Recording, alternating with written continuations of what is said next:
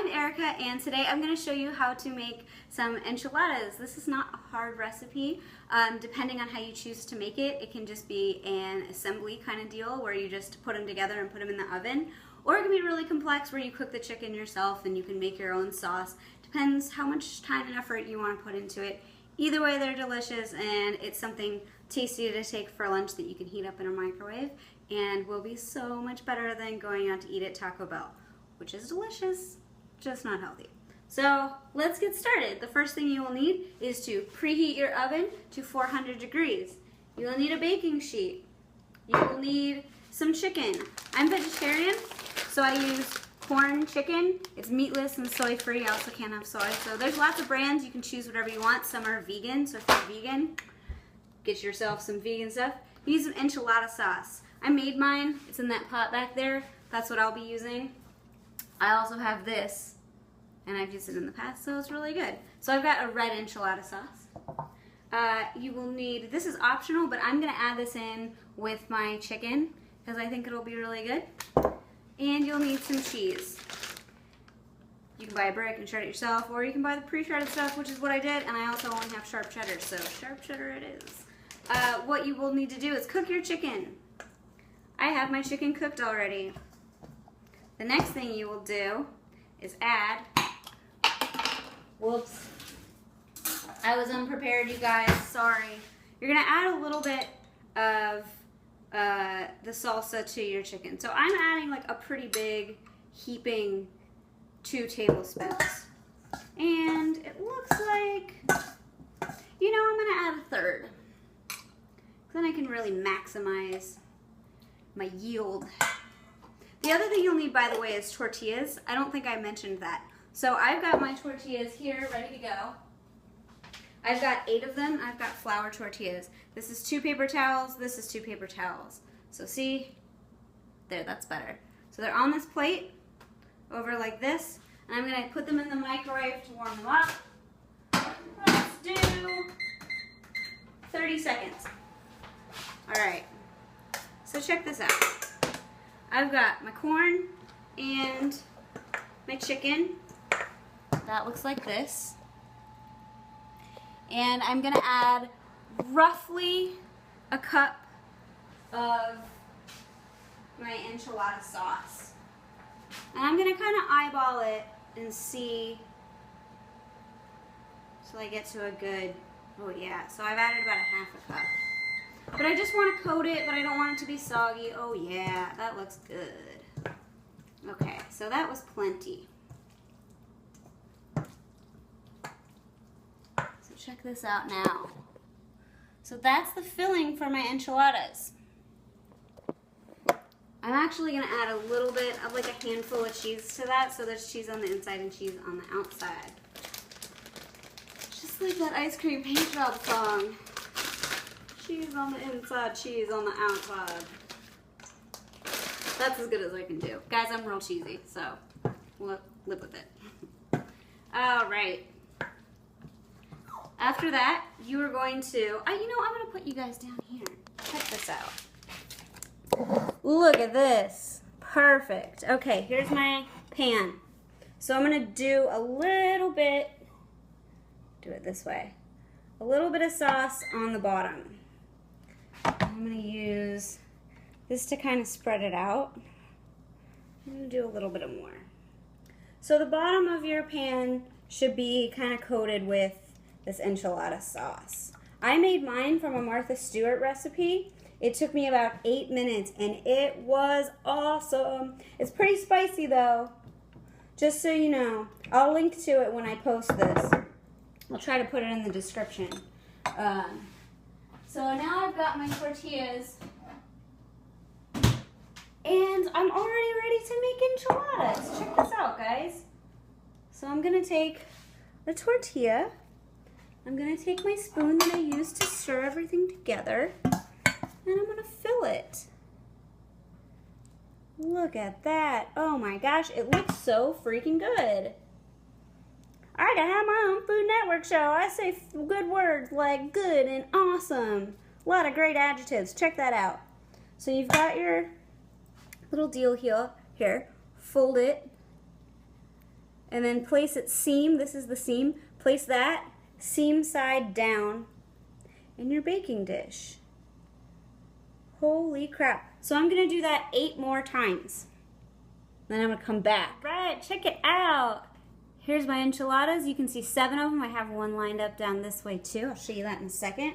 You're gonna take the rest of your sauce, or an amount of your sauce that you deem appropriate. It depends how you like them. Pour it over the top. Make sure to coat them all kind of evenly. I'm gonna pour, oh, this recipe just worked out perfect. I am thrilled with it. A+, would recommend. So you're gonna spread your sauce over all of your adorable little tasty enchiladas, like so. I'm using a little spoonula to do that. You guys, I'm sorry, I'm real corny today, so you're just gonna have to live with it. My God, what a nightmare. All right, take that. Sauce is done.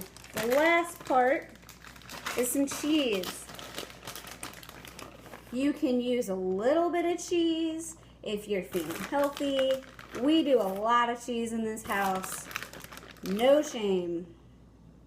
So coat it however you like. This is a pretty liberal coating of cheese, but you know what? I don't feel that bad about it.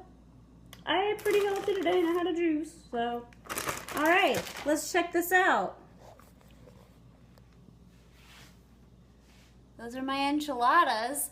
See, I got that one there. So this is a 9 by 12 baking dish, and then I'm gonna put this in the oven for 15 to 20 minutes.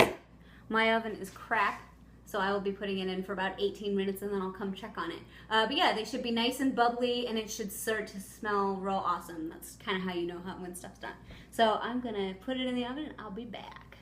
There are my enchiladas. They're all done. I just took them out of the oven. So they should be bubbly, see along the edges of the pan, it's really boiling. They need to cool for maybe 5 minutes or so. While they cool, I am gonna fill the rest of my bento box.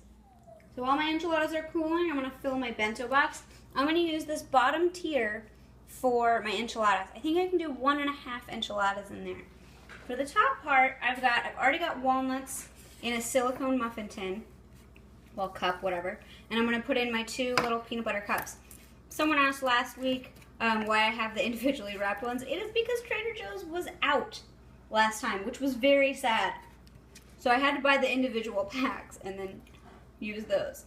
The other things I've got over here are berries, some grapes, and I found, oh my gosh, these little cheeses. I found one that's Gouda flavored, and I found them at Target, and I'm very excited. So to pack your bento box, you want to go from biggest to smallest, and then you're going to fill in the holes, and so everything's packed in really tight and it doesn't shift in transit. So my biggest thing is my walnuts. These are very important, obviously, so I put them in second.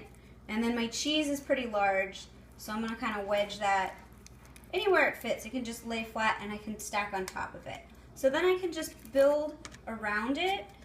My grapes take up a lot of room, and so do my strawberries. So I'm just gonna eyeball where everything is gonna fit the best. And it doesn't really have to look that nice, because if you've got a lot of different flavors and colors, it'll look beautiful on its own with little to no effort.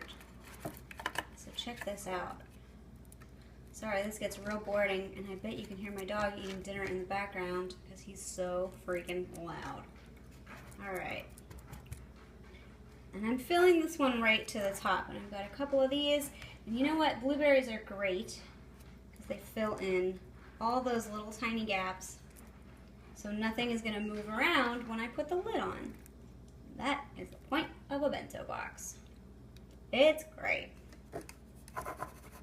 So it's been a couple minutes. I'm going to go get my enchiladas, and I'll show you how to fit those in the box.